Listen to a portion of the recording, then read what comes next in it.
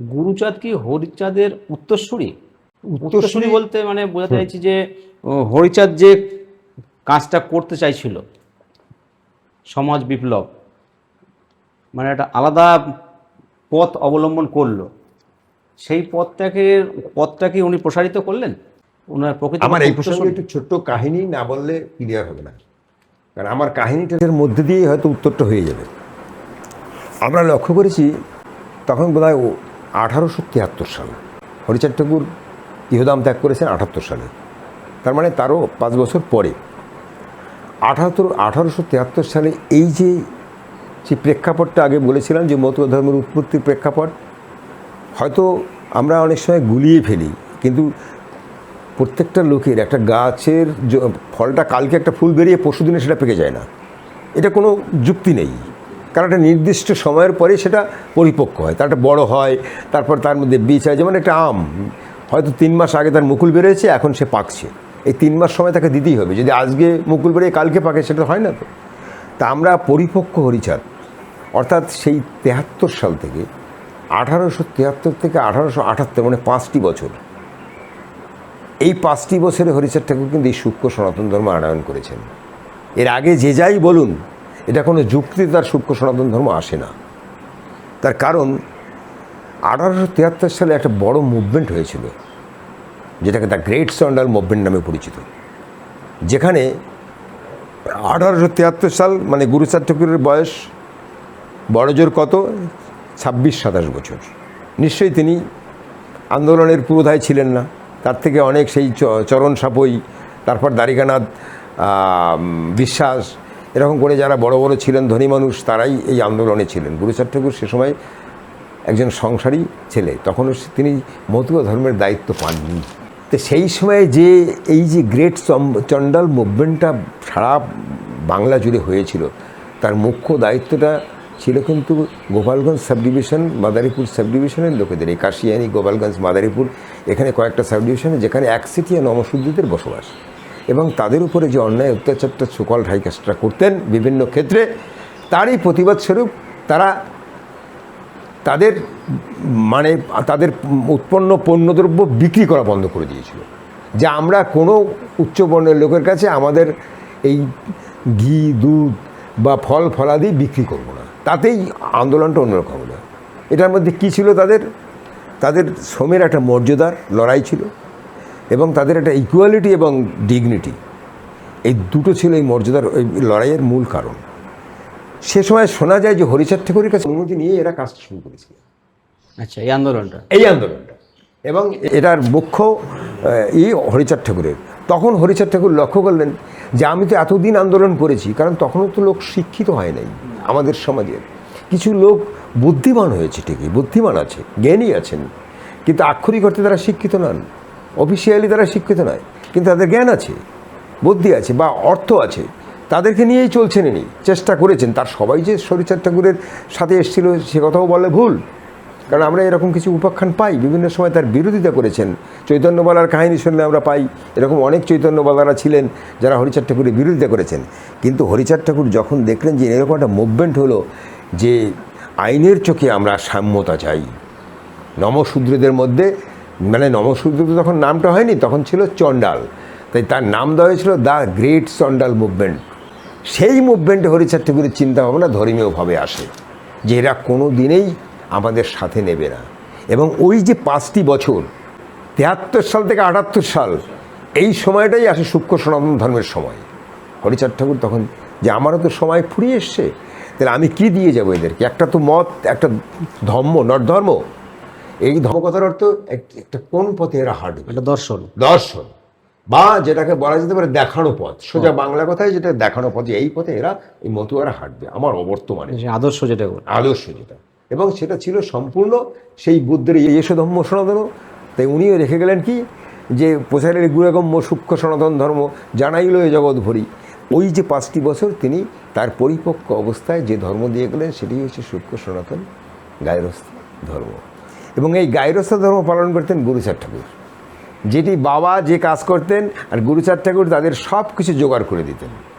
তা হরিচাঁদ ঠাকুরের বয়স হয়ে যাওয়ার সাথে সাথে তিনি চিন্তা করলেন যে আমি মরে গেলে মুভমেন্টটা কারা করবে। তিনি সমস্ত পাগলদের লক্ষ্য করেছেন। তৎকালীন সময় হরিচাঁদ ঠাকুরের যে দ্বাদশ পাগল ছিল এবং পরবর্তীকালে গুরুচাঁদের সমসাময়িক যে সমস্ত পাগলরা হরিচাঁদ ঠাকুরের কাছে যেতেন, সকলকে লক্ষ্য করে দেখছেন যে এরা সব গুণে গুণান্বিত, সব গুণে গুণান্বিত। কীরকম? এদেরকে যদি বলি যে আমার জন্য তোরা প্রাণ দে, প্রাণ দিতে রাজি আছে। এরা সাহসী, এরা মানে সৎ, এরা মানে মিথ্যা ভাষণ দান করে না, এরা পরের জিনিস অপহরণ করে না, এরা সবাইকে সমান দৃষ্টিতে দেখে, এ সব গুণাবলীর অধিকারী। কিন্তু এদের দ্বারা মতুয়া আন্দোলন বা সূক্ষ্ম সনাতন আন্দোলন কোনো রকম এগিয়ে নিয়ে যাওয়া সম্ভব নয়। তাই তিনি খুব দুশ্চিন্তায় পড়ে গেলেন। তো একটি দিন তিনি এই সবার মধ্য দিয়ে তিনি বাঁচলেন তার ছেলে গুরুচাঁদ ঠাকুরকেই। গুরুচাঁদ ঠাকুরকে ডেকে একদিন বললেন যে তুমি আমার সাথে কিছুটা সময় কাটাবে। তাই শোনা যায় যে পিতা পুত্র 7 দিন একটি ঘরে ছিলেন। সেখানে অনুমতি ছিল একমাত্র শান্তি দেবীর যাওয়া, আর কোনো ভক্তরা, সব ভক্তরা বাইরে অপেক্ষা করছেন 7 দিন। 7 দিন তাদের কাজ ছিল সারাদিন ছেলেকে বাবা কিছু দান করেছেন বা কিছু শিক্ষা দিয়েছেন এবং তাদের খাবারের সময় শান্তিদেবী খাবার দিয়ে এসছেন, আর যেটা ন্যাচারাল জিনিস আছে পায়খানা প্রস্রাব সেগুলি করা অনুমোদন ছিল, তারা নিজেরা এসে যথাসময়ে করে যেতেন। তো 7 দিনে গুরুচাঁদ ঠাকুর সূক্ষ্ম সনাতন ধর্ম, হরিচাঁদ ঠাকুর সূক্ষ্ম সনাতন ধর্ম গুরুচাঁদ ঠাকুরকে শিখালেন এবং কি করতে হবে না করতে হবে সব কিছু শেখালেন। সেখানে কেউ প্রত্যক্ষদর্শী ছিল না, কিন্তু গুরুচাঁদ ঠাকুরের যে পরবর্তী আন্দোলনের ধাঁচ দেখে আমরা অনুমান করতে পারি যে হরিচাঁদ ঠাকুর গুরুচাঁদ ঠাকুরকে এই কথাগুলি শিখিয়ে গেছিলেন এবং সেটার প্রতিফলনে, কারণ যেহেতু সেখানে তৃতীয় ব্যক্তির কোনো স্থান ছিল না। তবে আমরা যেটুকু গুরুচাঁদ ঠাকুরের কাছে শোনা যায় যে এই 7 দিন শিক্ষার পরেও গুরুচাঁদ ঠাকুরের ভিতরে একটা সন্দেহ দেখা দিয়েছিল। সেটা কি? যখন 2 বাপ বেটা বেরিয়ে আসে সেই ঘর থেকে, বেরিয়ে যাওয়ার পূর্ব মুহূর্তে গুরুচাঁদ ঠাকুরের হৃদয়টা যেমন কেমন একটু কাদা কাদা অবস্থায় মানে হলো, মনটা প্রফুল্ল হলো না। তখন মুখের দিকে তাকে হরিচাঁদ ঠাকুর নাকি বলেছিলেন যে কি ভাবছো তুমি? তখন বলছে আমি কিচ্ছু ভাবিনি বাবা। হ্যাঁ তুমি ভেবেছো যে আমি থাকবো না তাই? চিন্তা করতে পারো পিতা পুত্রের মধ্যে কী সম্পর্কটা। বলছে হ্যাঁ বাবা, যে তুমি যা কিছু আমাকে শিখালে তুমি থাকবে না এই কথা যখন আমি ভাবি তখন আমার মনে হয় যেন আমার দুনিয়া অন্ধকার। তখন উনি একটা উদাহরণ দিয়ে বললেন যে এই যে প্রদীপ শিখাটা জ্বললো না, এই প্রদীপ শিখা থেকে যখন শত শত প্রদীপ তাকে জ্বলবে তখন এই পুরনো প্রদীপ শিখাটা কেউ মনে রাখবে না, এটার প্রয়োজনীয়তাও থাকবে না। তো তুমি ভাবছো কি? তুমি শত শত প্রদীপ জ্বালাবে, তখন এই যে প্রদীপটা তুমি পিছনে ফেলে যাচ্ছ এই প্রদীপটার তোমার দেখার দরকার নাই, কারণ এই প্রদীপ থেকে আলোই তো সব জায়গায় জ্বলছে। হরিচাঁদ ঠাকুর গুরুচাঁদ ঠাকুর কীভাবে বুঝিয়েছেন যে এই প্রদীপের আলোই কিন্তু তোমার এই শত শত প্রদীপে জ্বলছে, কাজে তুমি ভাবো ওই প্রদীপের মধ্যেই তো আমি রয়েছি। এই বলে তখন গুরুচাঁদ ঠাকুরের মুখ হাস্যোজ্জ্বল হলো, পিতাপুত্র দুজনে হাসি মুখে বেরিয়ে আসলো। তার 2 দিন 1 দিন বাদেই হরিচাঁদ ঠাকুর দেহত্যাগ করলেন। তো এই সময় আমরা কিছু কিছু অলৌকিক এখানে অলৌকিক একটা বাদ ঢুকিয়েছে যে গুরুচাঁদের একটা হরিচাঁদের জ্যোতি গুরুচাঁদের দেহে প্রবেশ করলো। লীলামৃত গ্রন্থে ওরকমভাবে নেই।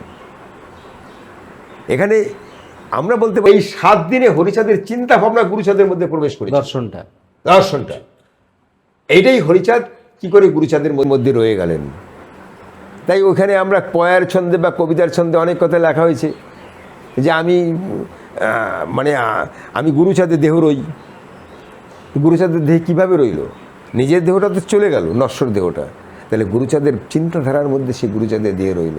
তাই বলছে তোরা গুরুচাঁদের, আমার যারা মনোনীত তারা গুরুচাঁদকে চিন্তা করবি, তাহলেই আমাকে পাবি। তাই গুরুচাঁদের কাছে তো আমি রইলাম। তা হরি গুরুচাঁদ, সেই জন্য মতুয়ারা ধ্বনি দেওয়ার সময় হরি গুরুচাঁদ একসাথে ধ্বনি দেয়, অর্থাৎ যিনি হরিচাঁদ তিনিই গুরুচাঁদ। আর অন্য কথায় বলতে গেলে যদি দার্শনিকভাবে বলা হয় বা চিন্তার জগতে বলা হয়, তাহলে হরিচাঁদের যে শক্তি ছিল সেই শক্তি মিলিত করে গুরুচাঁদের সাথে শক্তি, দ্বিগুণ শক্তি, আরও কয়েক গুণ শক্তি গুরুচাঁদের বৃদ্ধি পেল। তাই উত্তরসূরি বললে শুধু হবে না, যে সম্পূর্ণ যদি তার এই ভাবধারাকে, চিন্তা ভাবনাকে প্রতিফলিত করার জন্য কেউ রেসপন্সিবল হয়ে থাকে বা কাউকে যদি আমরা প্রণাম করতে চাই বা কুর্নিশ করতে চাই, সে হচ্ছে গুরুচাঁদ ঠাকুর। তাহলে উত্তরসূরি তো অনেকভাবেই হওয়া যায়, সম্পত্তির উত্তরসূরি হয়, ছেলে হিসেবে উত্তরসূরি হয়, কিন্তু উত্তরসূরি তার চিন্তা ভাবনার জগতে যে উত্তরসূরি, এবং বরং সেটাকে তিনি কী করছেন আরও কয়েক গুণ, সহস্র গুণ বাড়িয়ে দিয়েছেন। তাই তো আমরা শুনতে পাই যে মোর পিতা হলিচাঁদ বলে গেছে মোরে, বিদ্যা শিক্ষা বিলাইতে প্রতি ঘরে ঘরে। উনি তো অন্য কিছু বলেননি। যেই গুরুচাঁদ ঠাকুর তখন ঘোষণা দিলেন বাইরে এসে যে ধর্ম নয়, আগে তুমি শিক্ষাকে হাতিয়ার করো, কারণ এই পৃথিবীতে যদি জানতে হয় তাহলে শিক্ষাটাই প্রথম দরকার। এবং সেই শিক্ষা নিয়ে শুরু করলেন, কারণ তিনি বাবাকে দেখে উপলব্ধি করেছিলেন বাবার চিন্তাভাবনাটা কী করে রূপান্তরিত করা যায়, মানে প্রতিফলিত করা যায়, তার জন্য যেটা প্রথম দরকার তিনি সেটা দিয়ে শুরু করেছিলেন। খালি যোগ্য উত্তরসূরি বললে হবে না, মানে কি বলবো আমি, হরিচাঁদের কয়েক গুণ শক্তি নিয়ে গুরুচাঁদ ঠাকুর এই সমাজের উপরে দোহাই দিয়েছেন বাবা ছাড়া তো কিছু হয়নি। বাবা যা বলে গেছেন, ওই বাবা বলছে মোর পিতা হরিচাঁদ বলে গেছে মোরে, বিদ্যা শিক্ষা বিলাইতে প্রতি করে, আমি উপলক্ষ মাত্র।